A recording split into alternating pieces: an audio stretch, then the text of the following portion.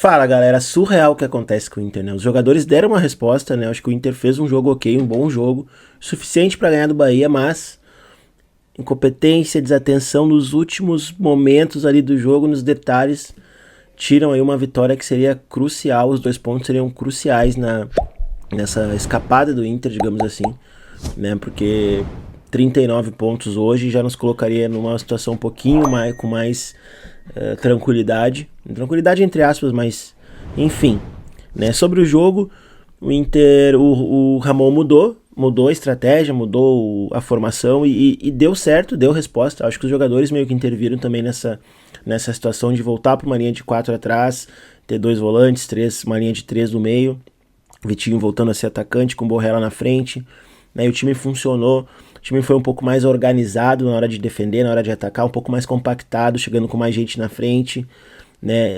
Marcando pressão alta em alguns momentos, na maioria dos momentos, baixando um bloco médio, não um bloco lá atrás, mas um bloco médio, deixando o Bahia sair lá de trás, mas quando chegasse no meio, uma marcação um pouquinho mais consistente ali com o Thiago Maia, Luiz Otávio, mais atentos, né? O gol que foi anulado, o Inter é uma recuperação de bola, uma transição rápida, um time mais ligado no jogo, mais atento no jogo, e não só ligado correndo, porque eles estavam correndo, mas correndo com organização, né? Melhor posicionados, e a coisa, né, aconteceu bem. O Bahia é um bom time e o Inter se impôs de certa forma, né, não empurrando o Bahia para trás, mas com situações de gol jogando, né, lá e cá o jogo, digamos assim, e o Inter abriu 2-0 e a gente tinha a impressão de que, ó, né, vamos ter uma vitória consistente depois de muito tempo. Aí o Inter toma um gol, né, e o engraçado que, para quem tava no estádio, para quem tava olhando o jogo, era muito nítido a jogada do Bahia, que é chegar no fundo e jogar para trás essa bola rasteira, né? Eles fizeram isso toda hora. E além do gol, teve um outro lance que a bola pega nas duas traves, e teve um outro lance que o Richard se atira de carrinho, né? E salva, que seria até a virada, né? Mas aí o Inter tomou 2-1 e o cenário começa a mudar um pouco, né? Em tranquilidade, em paciência, né? A inconstância dos jogadores volta um pouquinho, o Inter começa a baixar demais a linha. E aí acho que dessa vez o Ramon, né, não foi bem nas mexidas, né? Eu sempre venho defendendo ele e colocando mais a culpa nos jogadores, na reação dos jogadores.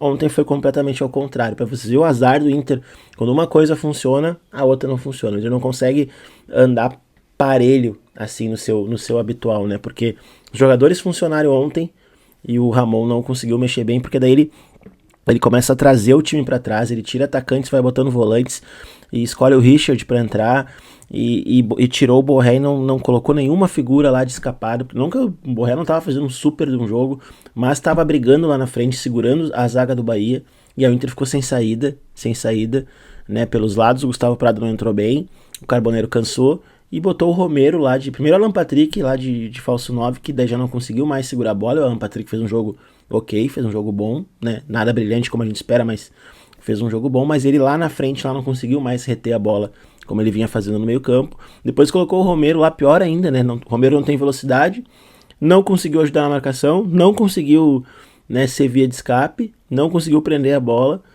E aí o Bahia veio todo pra cima. Daí foi o filme de terror que a gente viu até a construção do gol de empate pelo lado, cruzamento, o Bernabé também de novo pelo lado esquerdo, fora do lugar, sendo que no primeiro gol, o Bernabé perdeu na individualidade para Ademir, né, foi driblado facilmente, e depois ainda quase sofremos a virada, né.